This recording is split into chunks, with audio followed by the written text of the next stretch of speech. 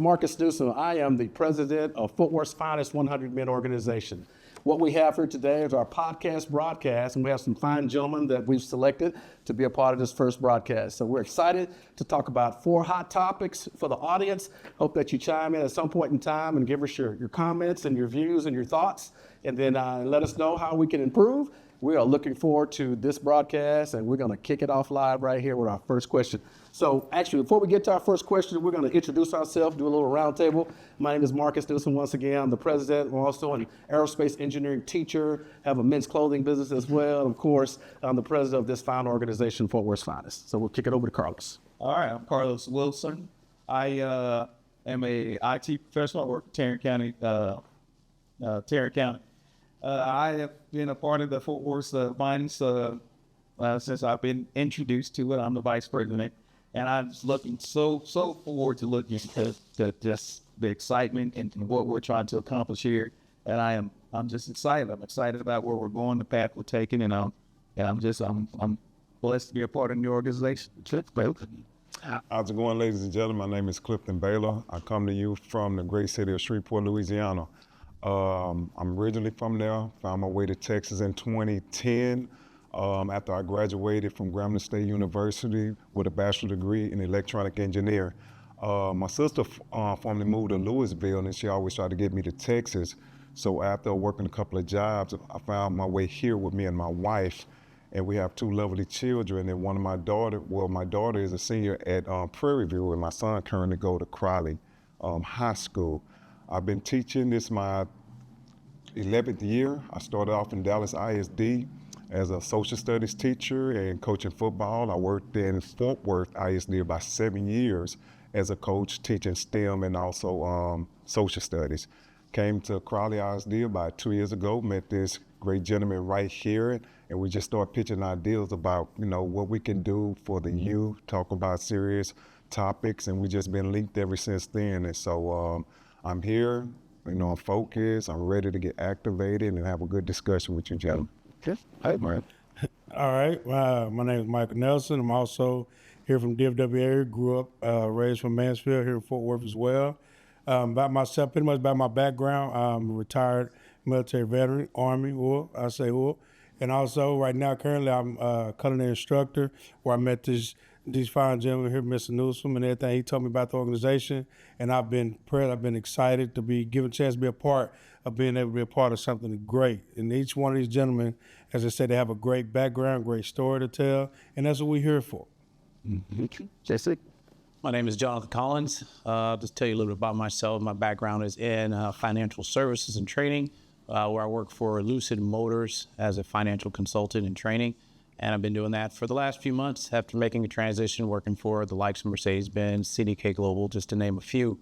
Coming all the way from Detroit, Michigan is where I'm originally from, so I'm surprised to see my Detroit Lions that have advanced thus far. There is a guy after all. This great cowboy state. That's just a little bit about myself. Sir. Hello, everyone. My name is Brandon Allen. I am also a teacher at the CTE in Crowley. I teach commercial photography. I also have a marketing degree, and I've been a freelance photographer for 6 years. Hello, my name is Pastor Andrew Hamilton III. Of course, I'm a pastor. I operate out of Deliverance of Praise Apostolic Church in Fort Worth, Texas. I was born and raised in Fort Worth, Texas. And also, I am an architectural engineer and project manager. I design many of the schools across the state of Texas, and also I manage multi-million-dollar projects as well across the state of Texas. I have joined Mr. Newsom and all these great men. They have this like-minded being leaders and making a positive impact in this world. That is one of the very things that drew me to these men, is they put their self on the back burner to be a blessing to other people. And that is one of the things that I enjoy, because I'm a people person and I love to bless others. And that is one of my callings. And I don't take that for granted. And I want to thank Mr. Newsom and Carlos and all the gentlemen here, and I'm looking forward to a great session here. Awesome. Well, people ask me, well, what is actually Fort Worth's Finest? So in 2021, just to give you a little bit of a background, we started the organization then, and it was through a vision, that I had, because of course we all know a lot of things kind of migrate to Dallas, Texas. Nothing quite crosses over to Fort Worth. And of course, I'm big on relationships, and I just started jotting down names, and I'm like, what kind of people do I want to be a part of, and I always want to be a part of something that was positive, just like you guys here. So I started writing down names. Next, I was at 20, then I was at 50. Then I got to 99, and I couldn't think of one more person. I couldn't think of one more. I got stuck at 99. So once we got to the 100, it kind of made sense. Fort Worth's Finest 100 Men. But more than just the name, we're a service organization, and what our main goal is to be able to reach the community and to serve. Of course, we have a trifecta, serving the community. We do the photo shoot because we want to look good in our suits and our fashion, whatever we may choose for that particular theme. But just being able to serve and being able to speak. As men, we don't talk enough. We don't talk enough, and we internalize a lot of things. And I think the time is now.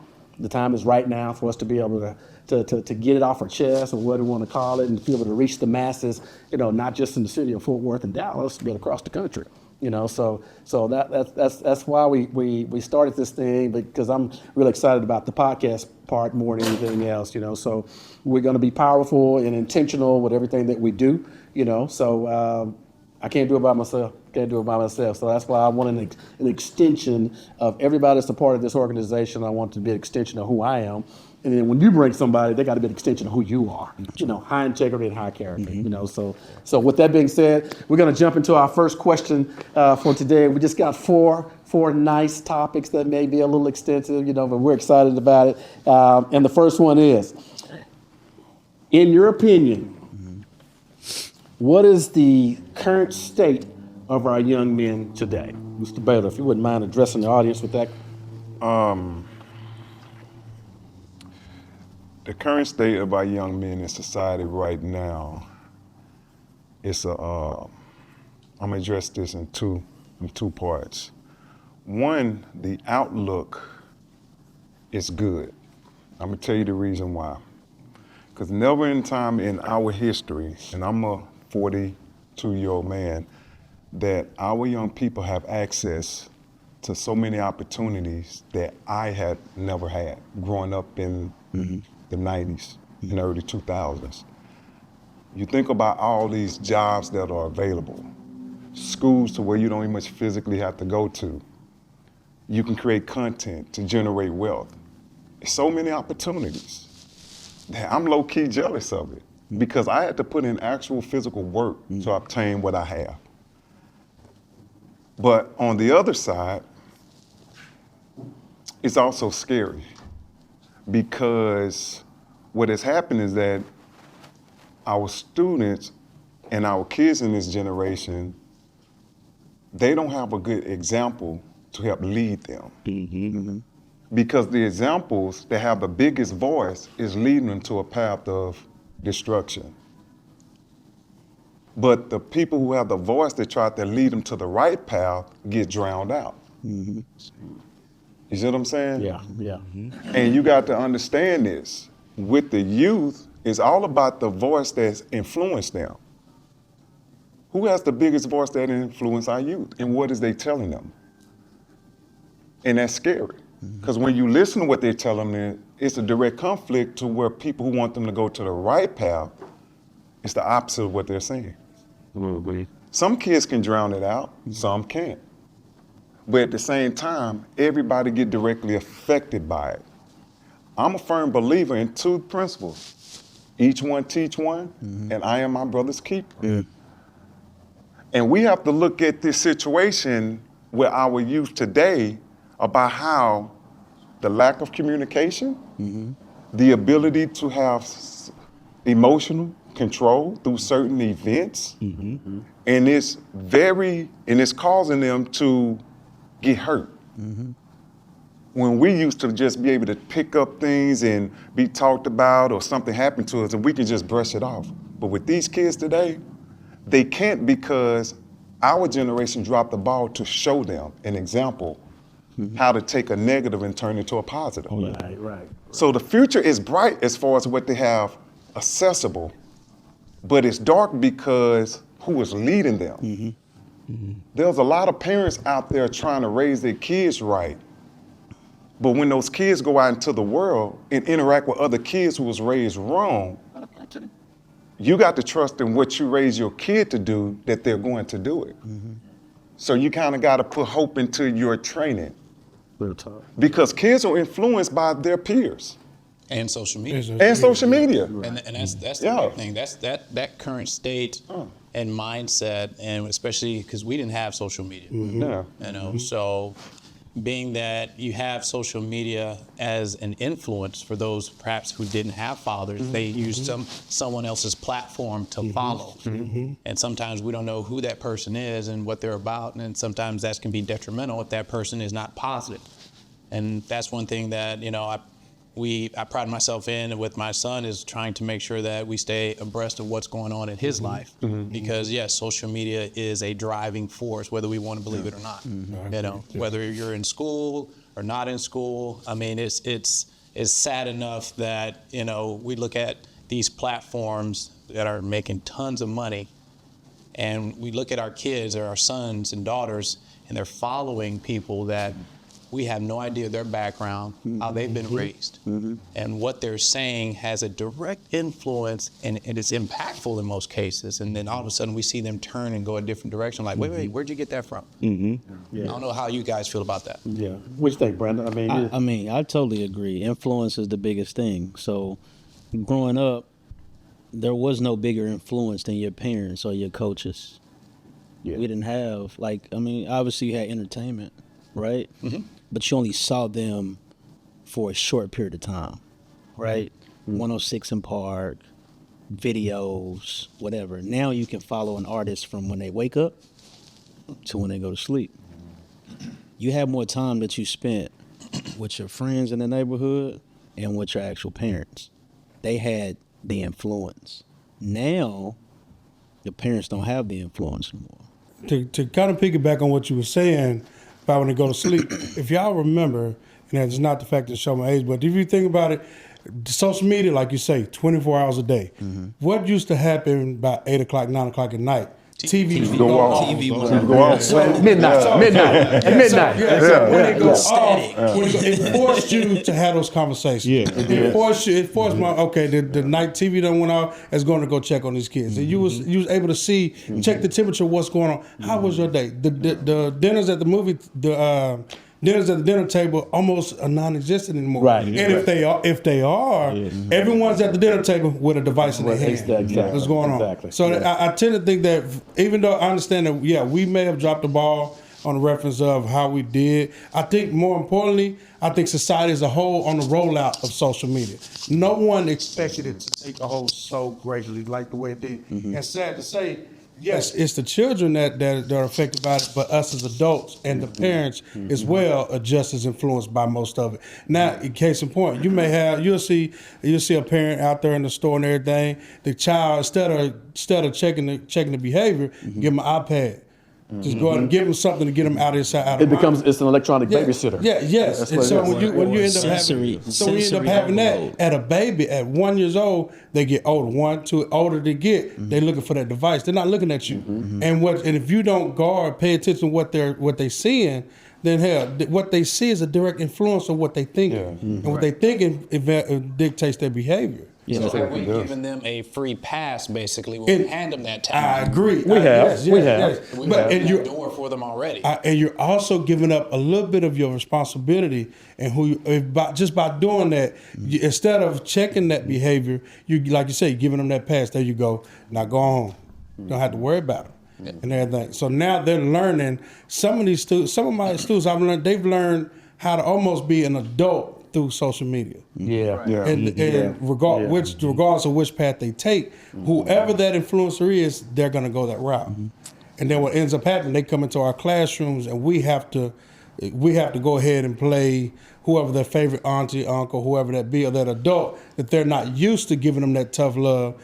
and everything. So now we have to be that corrective for them. And then we get the kickback from that. Yeah, as yes, well, yes. You know, with the yeah. attitude. Yes, And so but forth. Yeah. I will say that one thing that device cannot give these kids is that the kids, what I've noticed in my short bit of time of teaching, is that the kids alone, they know that if you believe in them, they know the difference between if you believe in them and if you love them. Yeah. The device ain't gonna do nothing but satisfy whatever thoughts going on in their head. But to every one of my students, when I see them, I'm gonna hug them, I'm gonna embrace them. Some of my students have never even had that before. And that alone changes some of their mindsets alone. You cannot get rid of that human element at all. And doing so, then we have those issues like how you were saying, that we start having, because everybody now, what's next? Well, we got robots coming up now. Yes. So Yes. now Yes. what we Yes. What do you think, Pastor? Here's what I think. When I think about these kids and tied to the social media, it is so scary right now because there's so much negative, loud noise inside of social media, and we got to understand how our kids and how we are actually made. We are made to gravitate to negativity first, and it started when we was young. See, we didn't have to be trained to lie. We have to be trained and taught to tell the truth. See, lying becomes natural. Did you take that? No, I didn't. And you got it right in your hand. So it's easy for us to gravitate to something that is negative. And that is what our kids are doing right now with social media. They're not using, and I'm not saying all of them, I'm saying a high percentage of them. They are using the negativity to raise them. And now what they are doing is their life is in a spin cycle. It's in the spin cycle. Now they starting to lose their identity. And when you lose your identity, now you're gonna be lost. Now, I blame the parents because the one thing what parents would do is to shut their kids up, they would give them electronic device. Here, give this and let them play with it, close the door, leave them by themselves, and let that device raise them. Instead of them teaching them. That's why we don't have kids right now saying yes ma'am and no ma'am. That right now, that's back in the past, that was how we was raised. We don't have that respect no more. We don't have, even in kids that is working right now, customer service is obsolete. It's I mean, you don't have it anymore. And it all starts with the foundation of raising a kid like they're supposed to be. And social media is taking over a vast array of our kids' minds right now. And to me, like I said, it is very, very scary. Very scary. So, Carlos, you want to add anything to that? Just kind of piggyback off of what Mike said about the handing over the device. The physical interaction is, to me, is the biggest part that's missing. We can talk all day, but to walk up to a young man and, hey, you doing okay? And just to, like you said, they don't know what it's like to embrace or receive or to just how to take good, this showing of love or appreciation for them as individuals. And I think they're missing that. And it's so easy to be overlooked in this world of social media. I work in IT, and I know I see it every day. The computer, the phone, the tablets, the TV, it's 24/7 nonstop. You can watch a podcast, and you can binge watching movies and listening. Like, it's so many distractions. But the root of all of that is no physical interaction, meaning no physical conversations or communication with your kids, no physical touch with your kids. And they don't know how to handle that whenever they receive it. They reject it. That's the key. I like that. Right. That's the key. When you touch it before, man. Hey, say that. You go up to a young man and you do this. They don't know what that means. That's right. They don't know what that means. A firm handshake. Right. They slap your hand. So it's just the physical interaction, I think, is missing. Well, that brings us to our next question. Carl's going to ask the next question, but I'm just going to end it by saying that in my personal household, growing up with 4 children, my wife purposely would take the cell phones at 10 o'clock every night. Every night. It doesn't matter. What mom, dad said I could, no, what did I say? Okay, all right, okay, all right. So I'm like, whatever your mama said, all right? You know, but we did that for a reason, guys, because it's time to shut it off. Yeah, You know, and my kids are, you know, in their early 30s, you know, and mid to upper 20s. So it gave them an opportunity to shut it down, okay, you know, and think about school for tomorrow, you know. And you're talking about hours of homework, you know, depends on the level of Where they at? Yeah. where they were at the time, you know. So it worked for my house, you know, to shut the cell phones down. And if it was 3 cell phones downstairs, that was a problem because we had 4 kids. Okay, where's that other cell phone at? Yeah, that would probably be my son Ryan upstairs, you know, on that phone playing the game, you know. But eventually they were all in one accord. And then when they got in high school, that was middle school.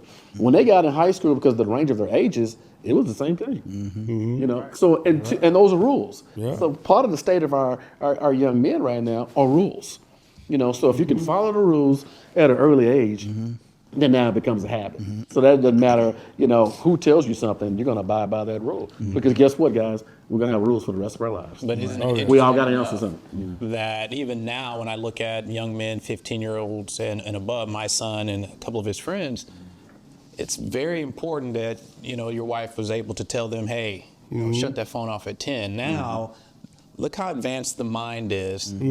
I see them watching YouTube, listening, have earbuds in there, listening to their favorite song, and doing homework. Yeah. So where's your attention going? It's sure not going to be 100% focused on your schoolwork. The brain doesn't work that way. It doesn't. It doesn't The work fact that way. that they're doing it, and I've seen some of my son's friends and how they work and do homework, and it's like, how is that even? Where's your focus? I guess only for myself, I would say that I guess I'm kind of guilty of that. I guess because again, I'm a chef and things. And a lot of times, what ends up happening depends on how you do it. Like if I'm cooking a dish, I'm doing something with someone. Sometimes the choice of song or something else is helping you block out all the other noise so you can focus. Sometimes, not all the times.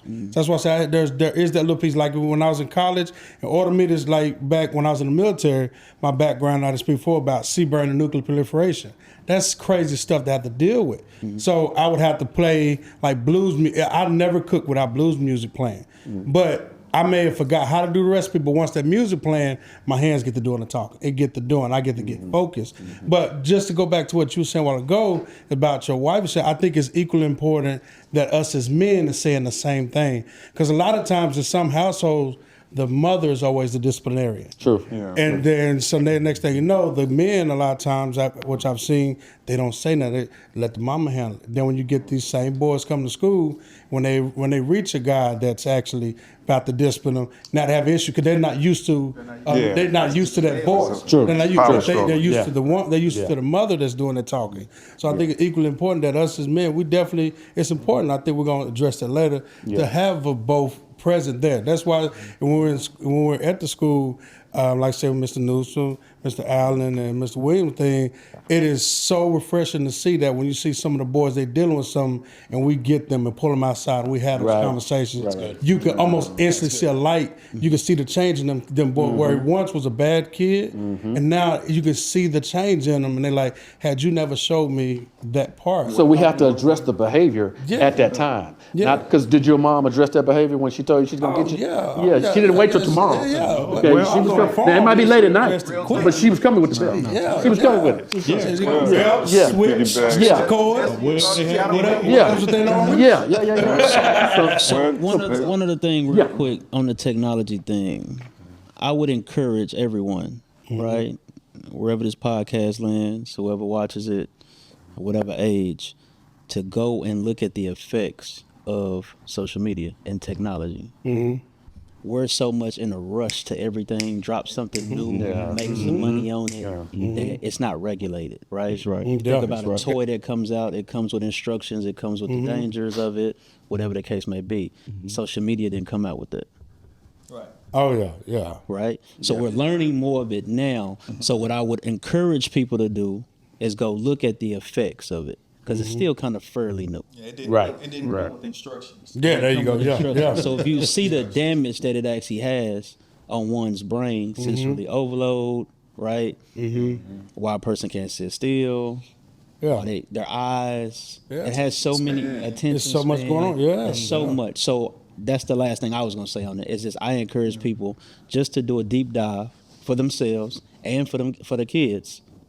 Try to find a way to regulate usage on it. And then, that's good. How about take the device away and give them a book, a hard book, like Go one back that you to can touch. Again, when the last time you seen them actually pick Go up back a to it. book and really, something that they can actually just read, and you know. I went to the library, guys, and we'll get to the second point Carlos is going to address. And when I need to really dive deep, I can't do it at here at the office. Yeah, Okay. yeah. I can't do it at the school at work. Okay. And I find myself at the library at UTA. Yeah. You know, and it is the most intimate environment. The chairs and all. So our kids need to be introduced to that as well. You know, parents take your kids to the library. Get in the library You know, card. you find you something to do. You know, while they're doing their homework. Give them a different experience. Yeah, it You know, could be give a them family challenge. activity. You know, Yes. activity. You know, that kind of thing. So anyway, let's go to our next question. So that was good. Segue us to the next question, which is what role do we, or as parents, police parents, are playing in how the young boy is being developed today? Go ahead, Baylor. Well, I'm gonna tell you guys honestly, especially for men, being a coach, being a dad, our role in society is very important. People look for men to lead, but what do we lead society to? Society look for us to lead, but look what we're talking about. I am willing to say that as a young man, what my parents tried to do was right. You remember the fight against all of our music when in the early 90s against calling girls bees, violence. Now, a lot of people say that's my First Amendment right. But folks fail to realize when you're young and consuming those messages and those images, the young mind is very impressionable. Me growing up with both parents, but listening to hardcore rap, it's hard to tell what's reality and what's fake. Us as adults know what's real and what's fake. But when you're young, it's hard. And when you consume that message all day long, it becomes you at some point because it consumed you. Our parents was not wrong where they was trying to limit our availability to consume those images and those messages because they knew that young people can be influenced. And if you don't think young people can be influenced, I challenge you this. Just simply look at the hottest artists and watch what they wear and how they dress. And then look at your son. Don't take much. Yeah. Don't take much at all. Why is they mimicking all the way to their stance how the hottest artists Everything. are? Yeah. Kids can be influenced. Because what they gonna do? Mom, Dad, I wanna get these shoes, this shirt. I wanna dress, well, why? Why all of a sudden now you wanna dress like this? Just simply look at who they trying to mimic. You see what I'm saying? So the role of the parent in that scenario is to You have to be the example that you want your kids to be. And you have to stop placating or trying to hold on to an image of what you used to be as a young woman or a young man. Can I, let me Yes. jump into that right there because I think we need to understand though when kids watch us Yes. very, very closely. Yeah. They watch now, and I'm talking about the parents that's in the household. I'm not talking about the parents that's not in the household. I'm talking about the ones that's in the household. They watch your every step. Yep. They watch your actions. They watch your reactions. They watch everything about you. You'd be surprised how detailed your kids know you on the everyday. That's true. Everyday, That's true. You're right. everyday Oh operation. yeah. Oh yeah. They know your walk. They know your talk. They know everything about you. Now, take that for an example if you're leading that kid in the wrong way, what are they looking at? They looking at everything that you are doing wrong, and they're going to emulate Exactly. your wrongness. Now they're going to become parents that are leading their children wrong. Now it's a domino effect. So we got to be careful as parents in our day-to-day walk, in our day-to-day operation, how we act and react to certain things, because trust me, life is hard. It's never easy. And the one thing I learned, and I'm a preacher, I'm trying not to Go ahead. I'm trying not to preach. But anything that is easy does not have any value to it. Everything that you have to work hard for, that's where the value comes from. Parenting is hard, but the value of it is that when you raise your kids like they're supposed to be raised, the good chance is they're going to be successful in life. True.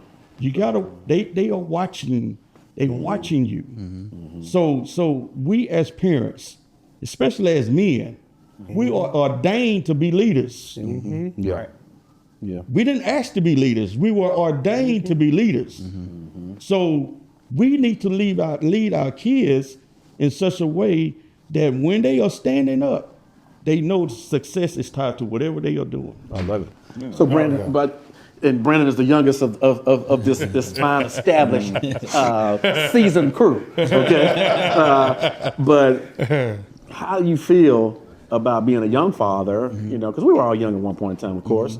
How do you feel about being a young father as far as this topic, as far as parenting these young boys today? My role. Your role. Oh, man. So I grew up, my father wasn't in my life, right? We have a relationship now, but he wasn't there when I was growing up. But I yearned for it, though. Yearned for it. Like, they looked at me like an angry kid growing up because I was just mad because I just wanted my dad, right? But what it did for me was it set a fire in me that even at an early age, I said whenever I had a kid, I was going to be present, right? So for me, I feel like it's vital for me to always be present, try to have the best influence I possibly can in front of them. Not perfect, right? But the best influence I can have. It's not easy because you don't know, right? The crazy thing about parenting is, in my opinion, is you got younger kids, the verdict is still out, right? So the kids get older, then they can look back and be like, oh, okay, then they can tell you what kind of parents you were, right? Right. At an early age, they're still processing, right? Trying to get an understanding. But as far as the role, I think, like I said, for me, is just being present, setting a standard. I give tough or firm love, but I also kiss on my kids, right? So it's the affection. So I best of both worlds, right? And I just pray, man. I pray that it all works out for them. So affection. You have a son. I have a son too. You show your son that same. Same affection. Same affection. 6 years old. 6 years old. I still hold his hand. Still kiss him when he go to sleep. That's good. That's good. Sitting Affection. Yeah. Go ahead, Mike. Yeah, I believe, like you said, that when as you were saying it was kind of hitting me pretty tough because of, I would say, growing up, I was raised by my grandparents, my grandmother, grandfather. My grandfather was a truck driver, so he was always gone and everything. So I was taught how to deal with situations from my grandmother, which means I reacted through emotion rather than pretty much certain logic to certain things. So what ended up happening is that when I was dealing with something, the older I got, I didn't know what these feelings were. And when I would go to my grandmother, and I would say, "Come on, what?" She couldn't understand. She couldn't tell me. So you didn't have any control of your emotions. It was kind of all over the place. And so what I found myself doing is by not having that male figure there, I was looking for an older brother or older uncle. I was looking for an older guy or a friend to be that feeling, to fill in that void. And it's what it forced me to do, start lashing out, doing a bunch of dumb stuff until I got older. So now, by saying that, I see that in our young boys today, where they're taught that at a young age, don't cry because you're gonna be a punk. And instead of it's okay to let that go. It's okay to deal with that, because holding that in all those years, you're not a robot. You're a man. You're gonna cry. It's okay. But then when you get and you're not taught to be able to deal with that.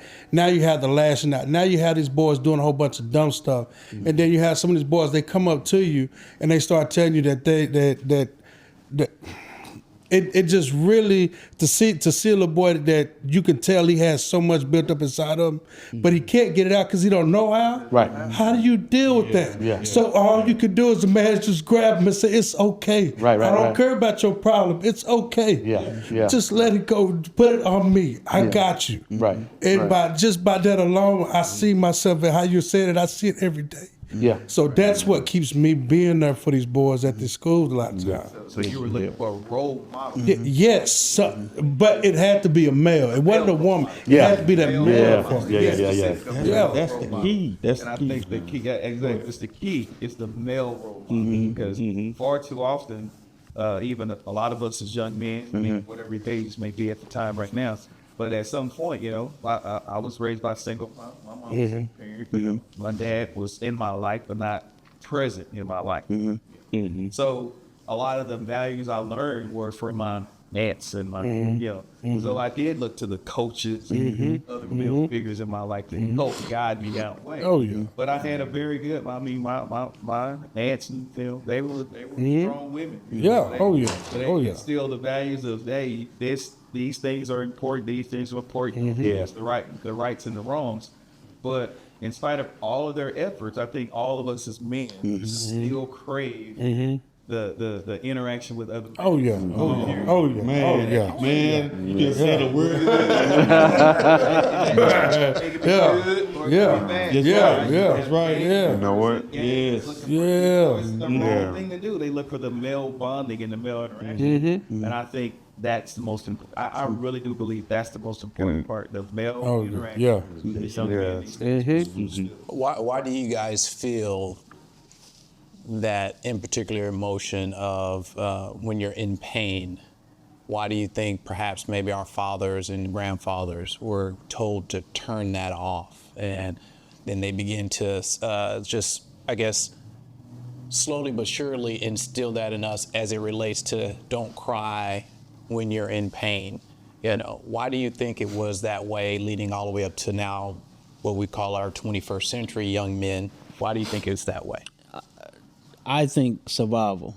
Yeah. Right. That's what I think. Yeah. At their time. Right. Their From time. their time. It was. Survival. It was. Right? But they didn't know. But they were didn't doing know. it Yeah. at that time. And they didn't have the information to be able to turn it off when they got home. Right? Because ultimately the goal, which is the same goal today, Survive. right? Survive, make it home. That's right. At the end of the day, our goal when we leave today Back to your family. is to make it home. Make it back home. That's right. Yep. Back then, same concept, harsher times, I believe it was survival. But I don't think they had the information to be able to know, okay, now this is a safe space. You take that off, right? And now you can be soft, right? Or vulnerable, right? But I think it's like how you saying during those times, like our grandparents and previous, that was how the time was for them. But they're only gonna teach their youth what they know. What they know. So it never changed. The story never changed. So they just stopped and they just kept going. So now you have a bundle of emotions. You don't have no one that's there to help them release it. And the only thing you give them is a device. And hopefully this device is supposed to take care of them. When in fact, only thing they're gonna do is they're gonna go to it, they're gonna look up something depressing, something that whatever they're feeling, they're thinking, they're gonna look for that. True. And everything. They're not looking for something to curtail that away from that. Or there's nobody to take that away from them and kind of be that person or be that human being. You ain't gotta know the kid or know the person. Because sometimes us as men, I come to and I may see one of my brothers or something. They ain't even gotta tell you, but you know something wrong. Right. And then you Right. just go and say, "Hey man, you okay?" Yeah, And yeah. you put a handshake or just hug them real quick. It just changes their whole mood about does. that. It does. And then that moment, like, "Hey, I got you. Let's lock the door. Let's talk. Let's get it out." We as men, we need that as well. We need that outlet. And a lot of times we not be able to go home to your wife or go to your other female friend, you may just need that other guy out and say, hey, this is what I'm dealing with, man. Yeah. I don't need you to fix it. I just need you to listen to me. That's Right. And then we'll move on to our third topic, guys. But if we understand our role, then it helps everything else go so much smoother. Yeah. So the question is, how did God design it? He designed it this way for us to be in charge and the head and all these kind of things, you know. So he made Adam first, you know, and we can say this. We have this platform. We can say that, okay? You know. So if Adam came first as a man, you know, and then everything else came, you know, after that, then we are the Adams. Yeah. We are responsible, you know. Yeah, exactly. Exactly. Yeah. You know? So we have a great responsibility, guys, and it's not easy, you know, to do what we do, you know. So, but if we just take back that responsibility of that single mom and all these other things that we could talk about, and make it our responsibility, you know, to be able to lead with this great charge that we've been given biblically, you know, on this earth, then I think we'll have better results, you know, from these young men, you know, which is what we're focusing on. We're not negating the girls. We're not negating the girls right there, but we're talking about the head. Yeah. You know, so that 18-year-old or that 14-year-old or that 12-year-old, you know, they're becoming the head. Yeah. So the question is, what are we doing about it right now?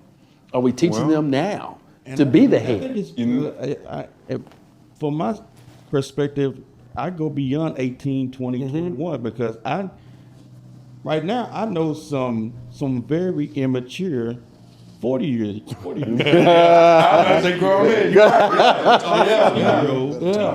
who haven't been raised in the era of strong leadership. No. Oh, yeah. I mean, I call them grown boys. Oh, yeah. They haven't grown up yet. Yeah. You don't know. You're not called out to be grown just because you turn 18. Yeah. Yeah, I agree. Yeah. Oh, yeah.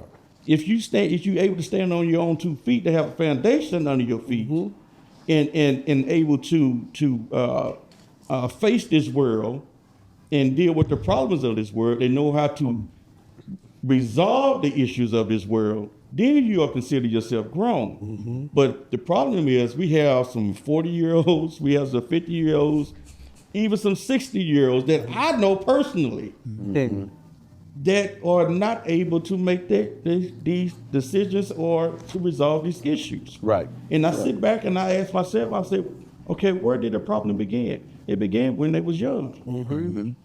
Because it filters in the leadership, and if they don't have that leadership role or that male figure, or say for instance, and I'm a cat back on what you were saying, then knowing that a person can't release, don't know how to release. Yeah. They carry all of this baggage, all these years, and they don't know how to handle the issues. Growing up myself, I can tell you right now, I think all my years, I think I've seen my dad actually cry like 4 times. 4 different times. Ain't nothing wrong with crying. No, Ain't nothing wrong with it. There's nothing wrong with it. We actually need that. I've seen him on the cry 4 different times, but I've seen a lot of times I see my dad standing in the doorway in the house and just staring into space. I knew something was wrong, but he won't release it. He won't release it. Yeah. I almost cried when the Cowboys lost last night. You know what though? I had to go in the bathroom. Ms. Newsom, real quick. Okay, go ahead. I think the most important thing is we as men have to do first. If you ever took advantage of somebody, a woman, denounce a kid that you helped create, you need to apologize. Yes. Yeah. You need to set aside your ego and apologize, because we can hammer and talk about issues of single moms, but they ain't do that by themselves. That's right. Yeah. That's right. A man made a decision to leave regardless of how the relationship went, whether who's wrong or right, he left. But if you left because of what you did, you're directly the cause of the carnage that we're facing today. Because again, women look for us to lead. They do. They do. But if you went in that relationship and you messed up her up emotionally and mentally, then what do you expect when you physically leave and she's there with your son that you didn't want to deal with, or your daughter? You see what I'm saying? No, I got you. And that has to go back all the way to our granddads, how they affected our moms. When those men was leaving the homes to look for a better life or going to the 7-Eleven getting that burrito and never returned. But then you left your son out there to find a man. Yeah. He was looking for you. And I'm gonna tell you, coming from my generation, I understand the reason why young boys join gangs. Yeah. Because gangs are family. They fill that void. We can talk about what girls do in society, but you notice girls that have dads in their lives, they really don't go out there that far. They really don't. Because they know they got dad overseeing them. That's right. Yeah. But if you know you impregnated that girl and you just left because you wanted to, you're a direct cause of that. So the only way we're going to fix it is for first you got to acknowledge that we made an error as men and we dropped the ball. You need to go back and apologize to whoever you messed over and do that. And then now you can set an example to your young man to say, hey, whenever you make a mistake as a man, apologize. Don't be too proud. Don't be too proud. You see what I'm saying? That's right. That's right. You know what I'm saying? And it goes back to us telling everybody, us as men and me as coaches, you know what I realized the most important job I had? To just visually be the contradiction to what a lot of young men see. I'm just 42 years old. If I tell you my story, what I have accomplished, compared to a lot of 42 years old, it's not that many of us. So as I walk and I talk amongst my students and young men, I want to be a direct contradiction to what they may see at home. Yeah. To where they can say, you know what? My granddad probably did this, my dad probably did this, but I know one guy that didn't, or I can look up to and say, you know what? It's something different about him. No. I come up in those eras. I come up in some dangerous communities. Yeah, so there. But you know what saved me? Was the image of the men in my family. Sound like your How they was there. So I'm gonna leave everybody with this, because this is what I realized I had to do that was very important to my family. I had to make sure that my kids seen exactly how I treated their mom. Whether we're fighting or not. Yeah. My kids never seen me and my wife just really go at it or even argue for long. Because why? Because one day my daughter is going to see, okay, that's how a man should treat me, even if we're at odds. And then my son can see, okay, that's not how you really treat a woman. Because I see my dad love up on my mama, talk to her, open the door for her, just do things for her. So just simply, visually just be what you want your kids to be as a man. You ain't gotta be Superman, but just be there and just show them. And sometimes you even just got to say nothing. It can just be your body language, how you carry yourself. Visualization, man. Absorbing and watching your every movement. Yeah. What you do. They don't always have to be. Oh, yeah. Nah. They don't always have to be, voice those things. Just the actions of those things. Let's take one more from Brent. So I was going to say two things. So piggybacking off what Pastor was saying and Mr. Baylor, visualization, what you said, right? It's crazy when you gave that whole depiction about your father, right? Not crying, whatever. The crazy thing is you were going to cry at some point. So it would have only been right for him to cry in front of you. Yeah. So you can see how to deal with that emotion. Yeah. Exactly. So I remember I had to do a as fathers, multiple kids, you running throughout the week, right? So I had to, I think I booked a therapy session, right? But I had to pick up my daughter, right, from school. It was like last minute type of situation. Yeah. So I had to do my therapy session in front of my daughter, Wow. right? So obviously there were some tears. And at one point I'm like, man, my daughter's seeing me cry and whatever. But quickly it was like, why not? She's gonna cry at some point. She needs to see how to handle that emotion. Yeah. Right? So instead of going back to the men, young men, and how old the men were, they didn't deal with their emotion. At all. They circle of They influence. hid their emotions. Yeah. So then you had a whole generation of men that grew up that didn't know how to handle their emotions. Yeah. Everything is bottled in. Bottled in. So to go back to the original question I asked me about the role, right? If I'm holding my 6-year-old to a standard now and I'm telling him no now, when he at 16 and he tries to talk to a young lady and she says no, he ain't gonna flip out That's right. because he didn't heard no before. Yeah, that's right. Yeah. He not gonna go crazy because he done heard no. He can handle the rejection and have an understanding that maybe it wasn't the time. They don't have. That's not a direct reflection of me as a person. Correct. Right. The second thing I would add is, as far as the role is, it made me think about when Michael was sharing this moment, was protection. Like you gotta protect. You gotta protect the kids. Protect kids at all costs. Even from themselves. From themselves. Even from themselves. Yeah. Even if it's not your kid, protect them. And what drew me to that was nobody could understand the emotion that I had because my father wasn't there. Right? Now, my grandmother and my mama, amazing job, right? Amazing. I wouldn't have changed my life in no type of way, but they didn't fully understand. So I had so many people that mislabeled me. Oh, yeah. Where if it was a man there, he would have been able to protect You me can check it. Yeah. because he would have been understand. Yeah. No, that kid ain't bad. That's right. Yep. He just need, Yeah. right? Oh, yeah. So if they could see me at the time, Yeah. right? And it really had a toll on me to the point to where I go off to college in Houston. I had fear of coming back home because when I left with the thing of like, oh, I was just this horrible person based off all the things that I had heard over the year. When the whole thing was starting from when I was younger, I just wanted my dad there. Yeah. Yeah. So, not to take up too much of the time, I think protecting your kids, protecting what people say about them, the thoughts, protecting them from themselves, watching the friends that they hang with, right? Setting a standard, right? I think if we take our, and we'll close on that topic before we go to our last two. If we take our rightful place in society That's right.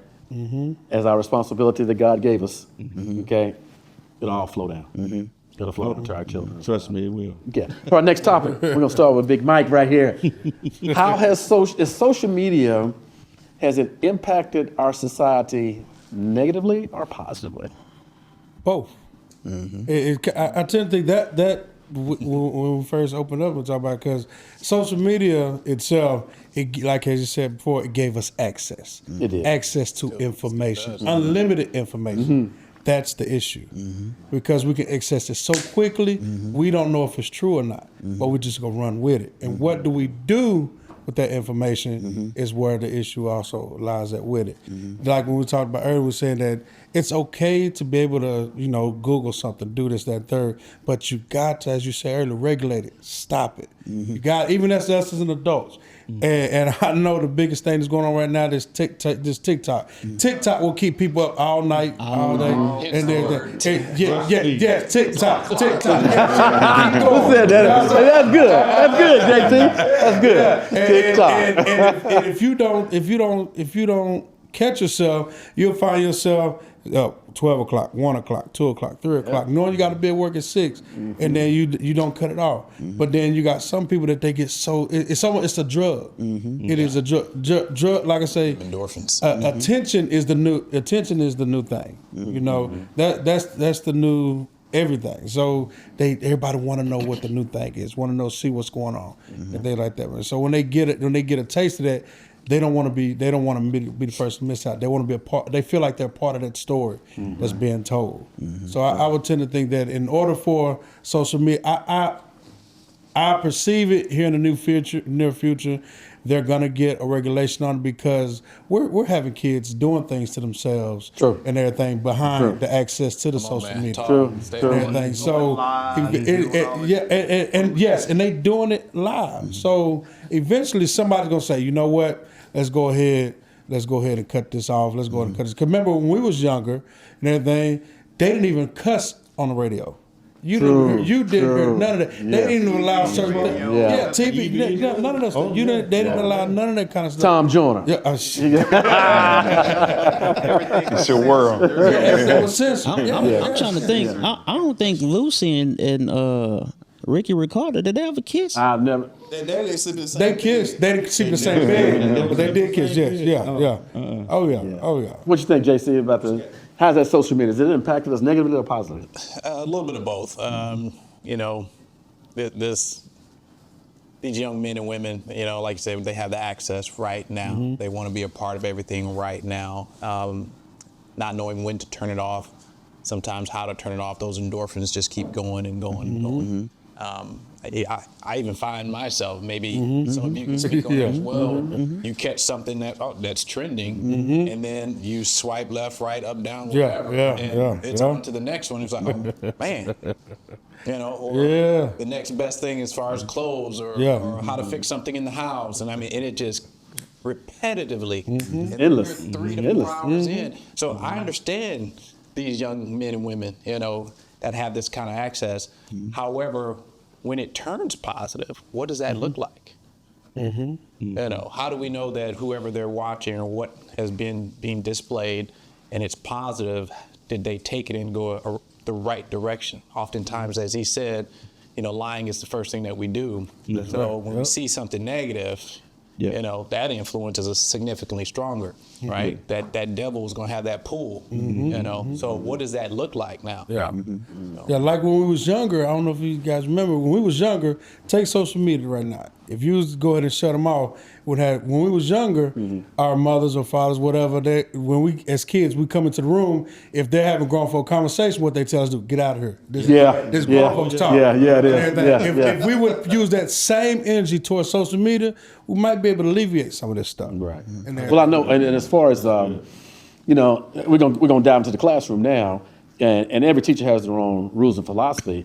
In Coach Newsom's room, Mr. Newsom's room, you come in and you do your normal clock-in procedures like you're going to a job, and at the end of that procedure, the last thing you do is put that doggone cell phone up. You know, it is the #1 distraction. It can be.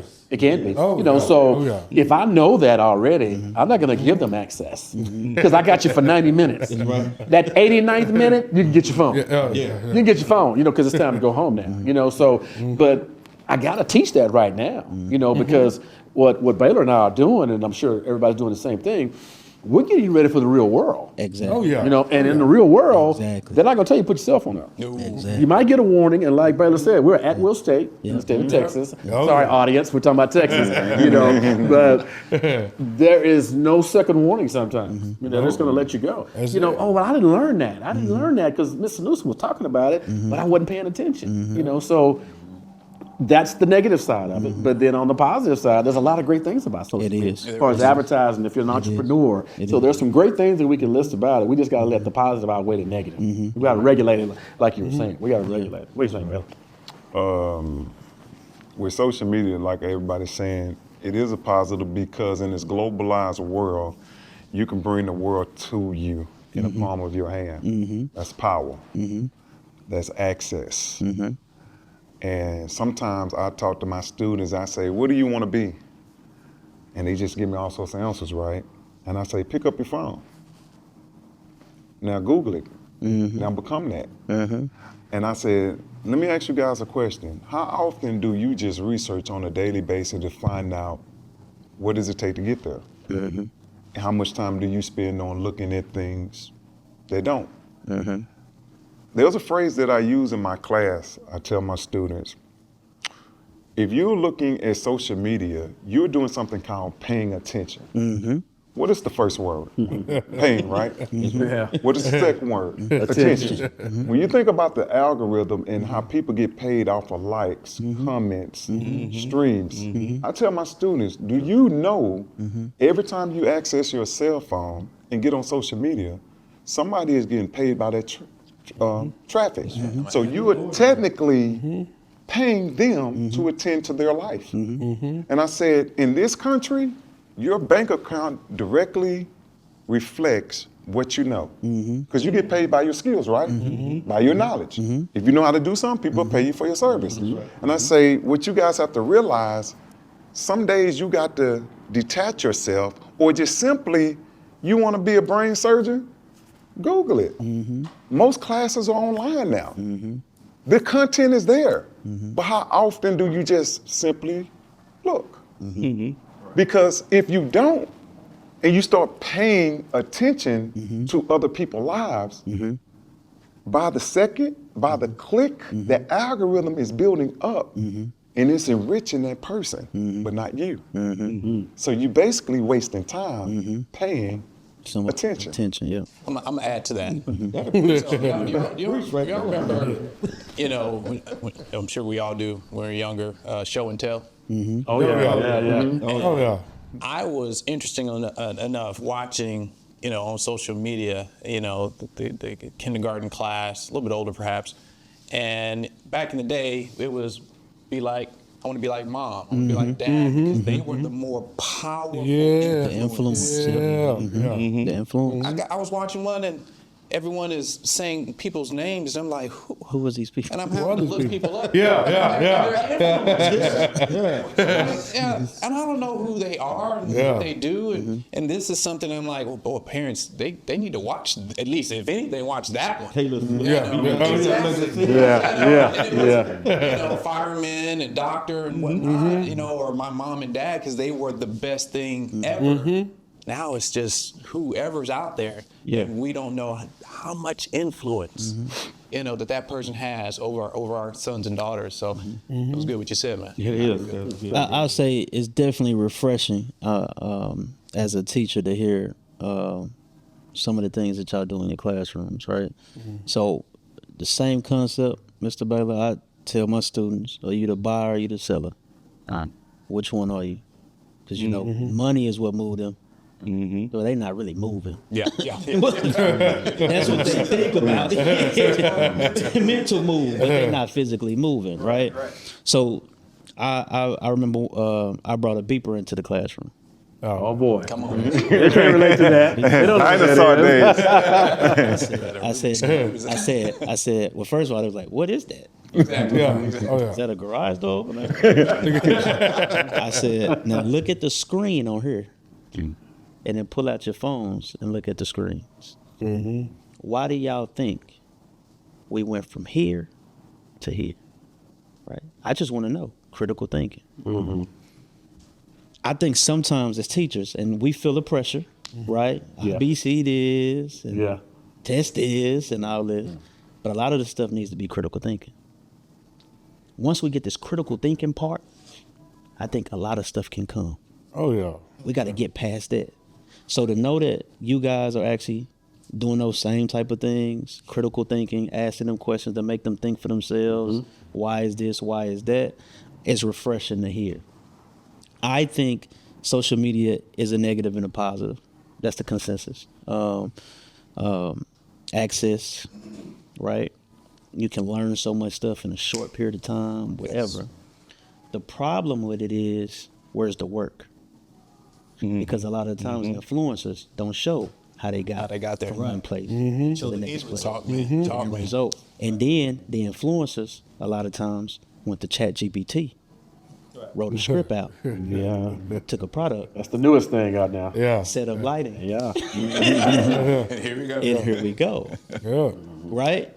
But they don't know that. They don't have that understanding.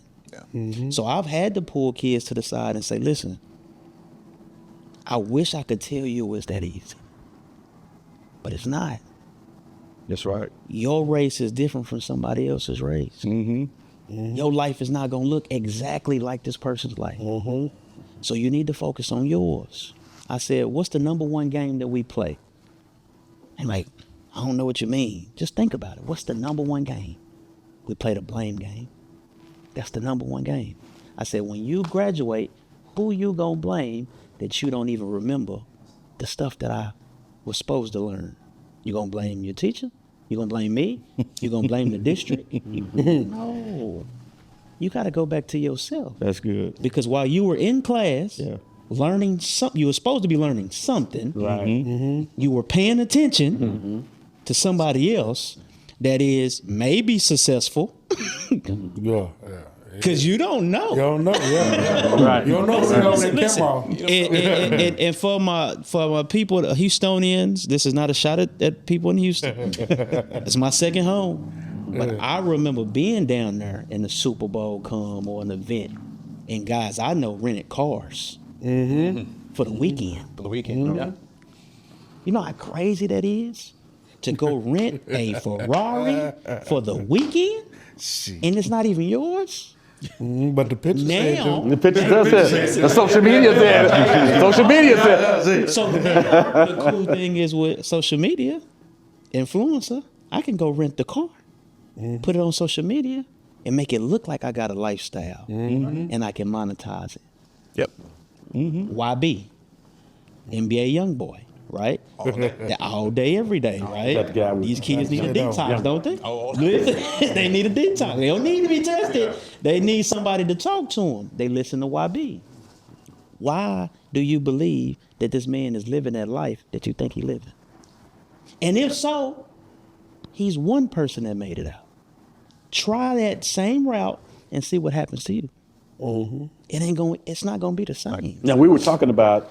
I got to add to that. Yeah, go ahead. Baylor and I were talking about this young boy. NBA YoungBoy. Yeah, whatever that is. Okay, right. But, so he was educating me just the other day. Yeah. You know, so he said, "Well, Newsom, you got this one rapper, okay, that has an amazing platform of how many million? Man, about maybe 13 14, 15. 14 million people. Now that's of an audience that's reaching the masses. The masses. Okay, but then the question is, what are you doing with it? Exactly. God gave you the platform. Exactly. Are you using it or are you abusing it? Abusing You know, it. so and then when he started going into detail of what he stands for, and it's okay to kill, and you ain't a man until you learn how to kill somebody, take a life. That's not our role. Telling you. You're completely out of line, young man. Yeah. You know, and if this does reach you, what's it? NBA YoungBoy. Yeah. NBA. Yeah, that guy. Okay, that guy. That guy. You know, then take advantage of your platform. You know, all of us as men. You know, so And obviously Well, we can see Yeah. he had to from come what we see. some type of home, right? He has his own challenges, maybe not, right? It's not a thing to just to put him down. Obviously he's lost, right? But one thing he did just go viral with, somebody was interviewing him, and he had his kids around, right? And he made a statement, and he said, I'm not really into fatherhood. I'm only in here because you here. But he has a lot of kids. Exactly. But He ain't into how- it. Well, Now think about what that sounds. to the youth, yes. That don't have a father. That's right. Right. Yeah. Right. Yeah. And I'm listening to him every day, religiously, right? And I heard him say, I'm not into fatherhood. But that's where us as men step in and tell these kids And correct. how much of that is just for the camera, Exactly. and how much of that is real life, and how incorrect that is. Because we could walk outside, see something wrong, and everything, see somebody do something wrong. Are we gonna check it, or we just gonna sit back, or somebody gonna pull out their phone and do it? Okay, so that means as they see it, we have to step in. No, stop that. No, that's not. He's probably doing that. Okay, I'm not gonna say no name, but there's another influencer. He's another artist and thing. His majority of his music is talking about drugs and et cetera, et cetera. But when that camera's off, he doesn't touch not one drug. Yeah. He does not touch not one cigar, not one drink. But everybody else, when they see him, they follow what the music says and everything. And like they said many times, like I say, you get influenced by music and what you see. But check this you know out. what? So before Baylor go, and we'll go to our last topic with Carlos. If we know it's wrong, and you know the stove is hot, we know the result. You're gonna get burned. You know. Oh, yeah. So, is it okay to show our students, our children, our nephews, and so forth, the young men we're really driving this conversation about? Is it okay for us to allow them to do what they do, and we don't step in and regulate it? So social media is forcing us to regulate it. So when you see it's wrong, you see a bad post, you know, they're talking about it in class. They got earphones on when you're trying to teach or whatever it may be.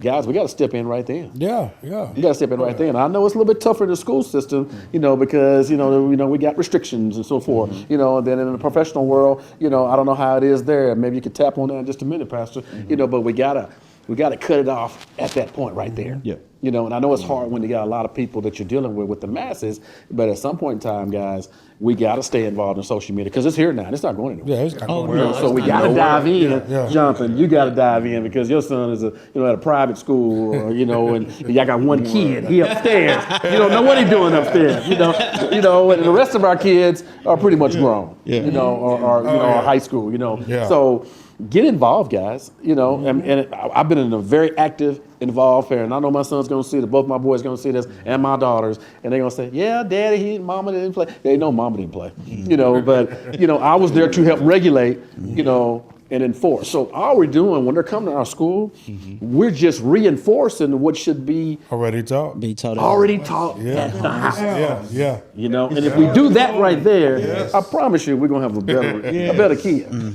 a better young man, a better role model, a better potential father. You know, when that comes. Anyway, That's the go circle. ahead, brother. Carl's gonna close that. Okay, well, one thing I say, because one thing we got to understand, when it comes to these artists and stuff with their platforms, they're not going to change. They're making millions. Yeah. We can't expect it. Absolutely. But now watch this, the power of social media. We have to counter that voice because right now, one of my favorite lines of a rap song, there's a war going on outside by Mobb Deep. There's a war going on for our kids. Who's going to influence them? See, I don't care about what these rappers say no more because I come from that generation. Because you know most rappers send their kids to private schools. Oh yeah. You know what's funny? They don't even send their kids to the same school that their supporters. But here's the deal. As us men with all this brain power and access to social media, some of these rappers have access to more kids than Dr. King, I Had a Dream speech can just be jealous of. So we as men in these organizations, in these churches, we need to go back on these platforms and we need to counter that message in masses. Right. We need to be Over louder. drown it. We need to Be louder. seen. Yep. Pump it out. Now I know it won't be the most popular thing because people like what they like. You see what I'm saying? Right.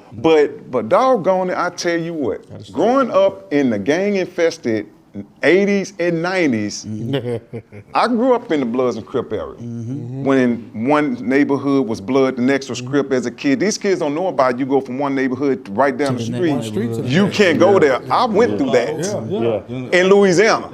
But here's the deal. You know what's so funny that was still going on?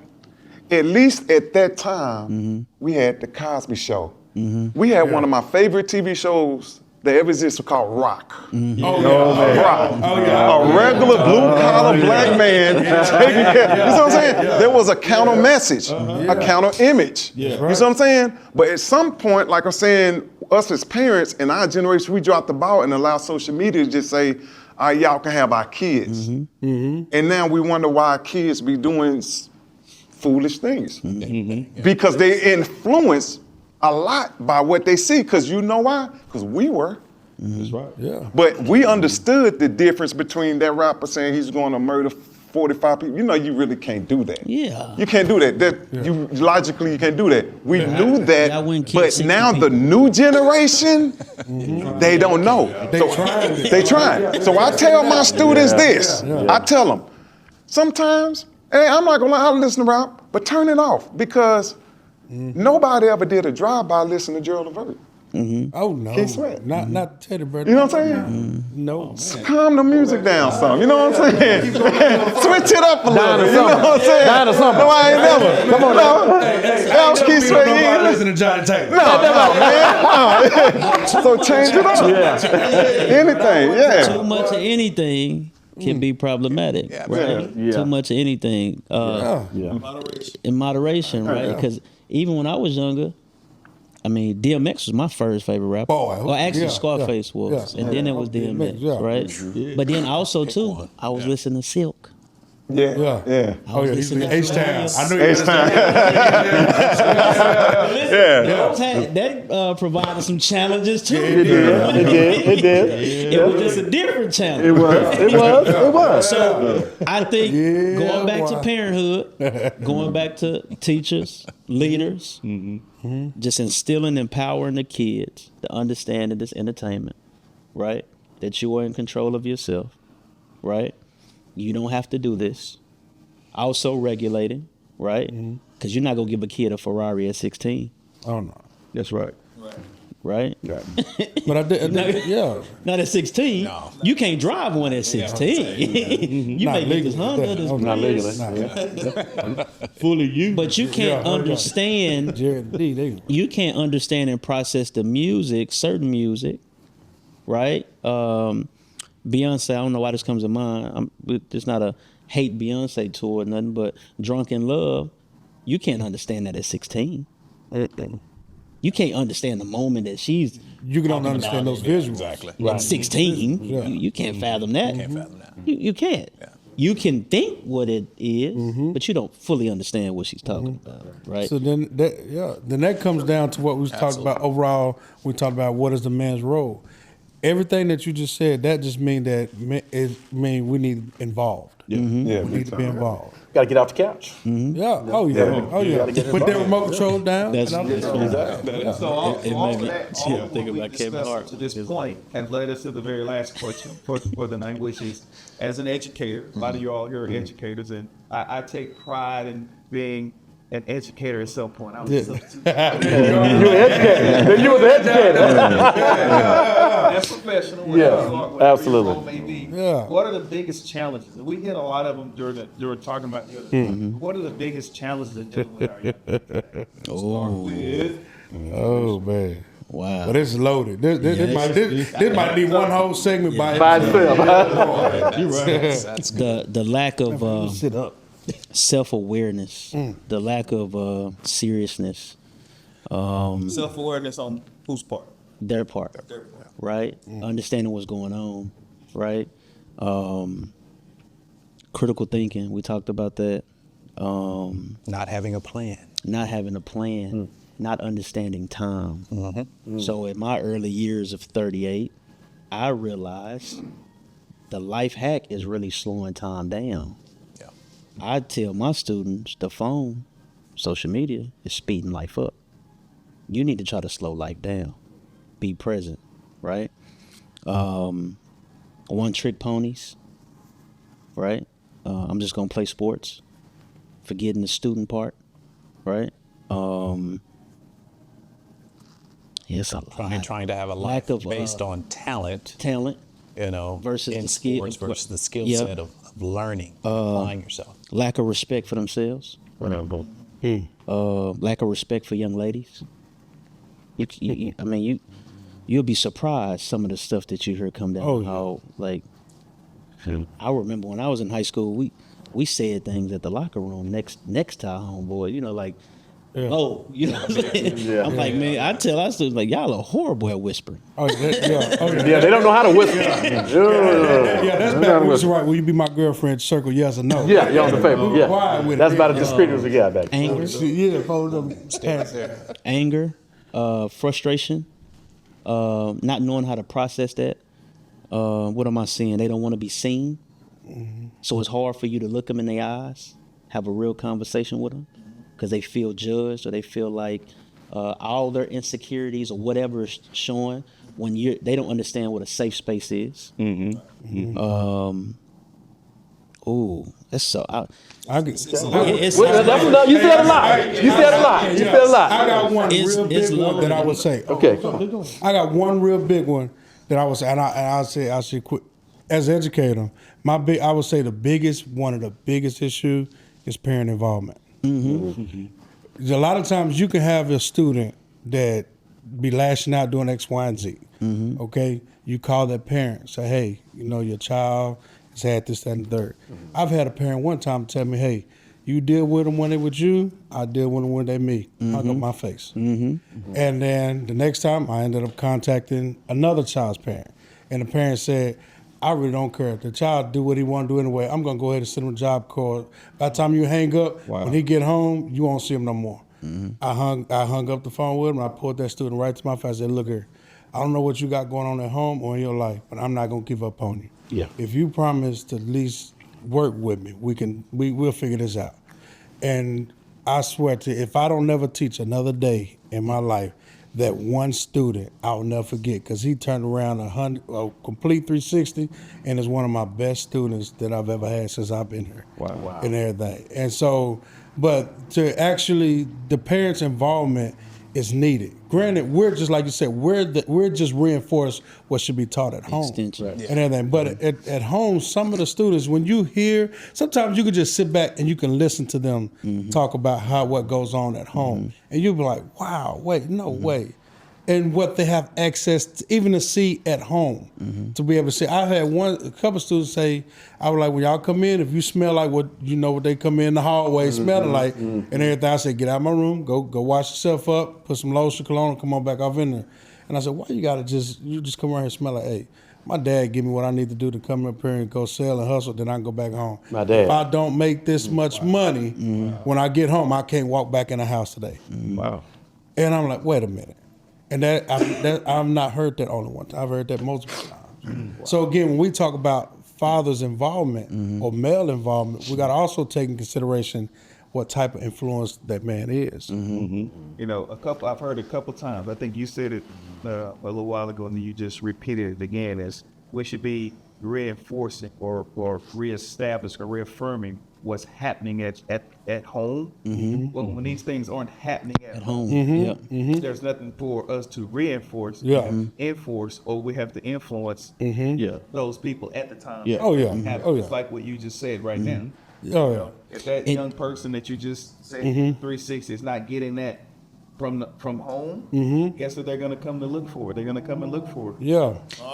All the educators in this room, whether you realize it or not, some of those young men and some of the young ladies are coming to school wanting the leadership, wanting the attention, wanting the reinforcement, giving it each and every day. And it's great to hear the males, the males doing that. Yeah. Oh, yeah. A lot of males don't. And I tend to think with that also being said is that what ultimately ends up happening is if they're not getting it at home, once we come into the classroom, we can't even get on the subject of today because we got to do corrections right now. We got to restart. We got to readjust behaviors. We got all this different stuff. We got to, should I say, we got to play that role now of correction. Now pull your books out. Let's go and get to the study. Let's get what we came here for. You know what? Most people know that I keep it real. I don't hold back. This is the moment we're gonna keep it real. Come on, brother. One of my former principals said something that always stuck with me about education. He said, I want you to understand, these parents are sending you the best that they got. The best. Whether you like it or not. And what our community don't realize is that us as educators, the juggling act we have to do every day. We are one of the only fields in this country that gets beat down and blamed for everything. But watch this. Where were you without a teacher? Somebody educate you. See, what makes my situation unique, not only am I an educator, but I have kids that's currently going through the system right now.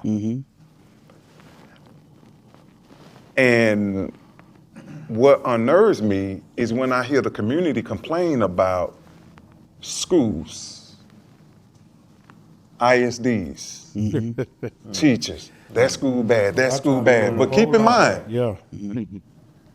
the product of education is kids. That's the product.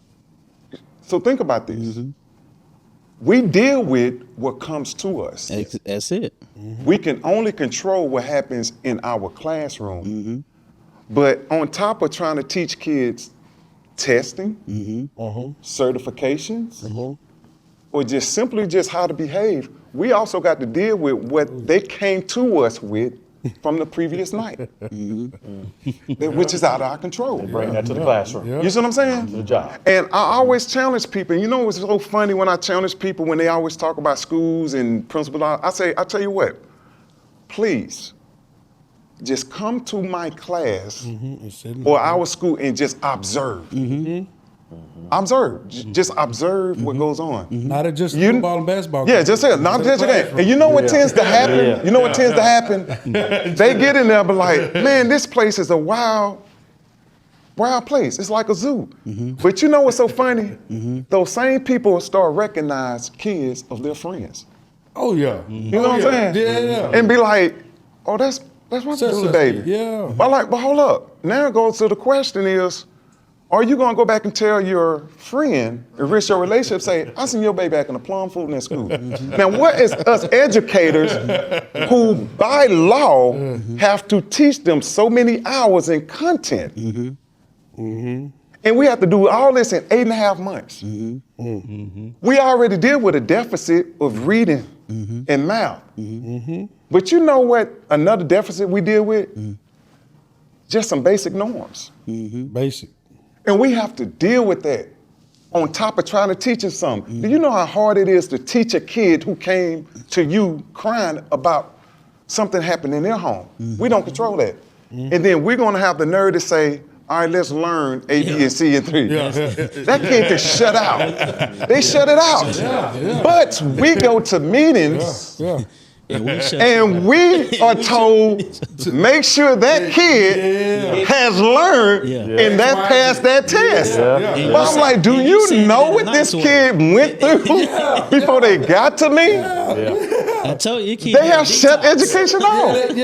And so I always tell people, have empathy for what we're trying to deal with. And then the people have the nerve to say, well, that's why I can't be a teacher. Yes, you can, because guess why? You're a parent, and parents are the first teacher. That's right. You see what I'm saying? You know what I mean? You are the first. And here's the deal. If you don't like what we teach, do you realize what we teach is an open book called a curriculum that the state require us to have parents to have access to. So if you want your kids to learn something, you need to be at those meetings that's open to the public and demand that this be put in the curriculum. Because when folks want things taken out, you hear them, don't you? You hear them, don't you? But what are you doing when they give you this platform to let your voice be heard? Where are you at? Are you missing in action? See, I look at it like this. Education is a 33 and a third. 33% is on the teacher, 33% is on the parent, and 33% is on that student. It takes us as a community to educate each and every kid. You see what I'm saying? Because I'm gonna tell you what's gonna happen. If society keep blaming and beating down teachers with this teacher deficit, how many kids coming out of college say I want to be a teacher? You know what I'm saying? But how many people are leaving the profession? Why? Because those college kids are hearing how us educators are disrespected. But nobody will be nowhere without a teacher. That's right. You see what I'm saying? That's right. So we have to do this as a community. Go into your local school and invest into it and stop complaining. Go in there as a parent and volunteer. Help. Go sit in that class. Go sit in the class. Help. Don't just Come walk by help and look us. in the window. Don't just say y'all handle that's y'all problem. No, this our kid. It's our kid. And the reason why I can say that, because I got kids in education now. So I have to deal with not only my kids, I have to educate other people's kids. I have to deal with what I have to deal with and put that to the side. But I'm there on a daily basis. So that's why I always tell parents, come volunteer if you don't like what's going on. Or sign up and be a teacher. Get in this war with us. Well, I Get in here. I got a different angle. I got a different angle on this. One of the biggest things that I have to deal with is pseudo-listic expertise. Our kids think they know so much right now, all because they have access to Google or the internet or social media. So one of the biggest things I have to fight with when I mentor kids or my own is that dad doesn't know anything. The mentor does not know anything because I can, whatever you saying, I can pull it up on the internet and I can get the information myself. But they're not realizing there is so much misinformation that they are pulling up. I tell my son all the time, I said, son, the internet is only 30-some years old. I said, life is 6,000 years old. Which one is the more reliable, the most reliable? Life itself, not the internet. So if you're gonna base everything based off of what you can pull up on the internet, you're gonna miss life. Right. And life is gonna be way too hard for you because life does not care about you when you get on your own. You have to have the knowledge and the wisdom and the understanding of the truth, not misinformation, to make it. And I tell my mentors this as well. And I'm like, look, I said, you know, and I'm gonna go back to my son.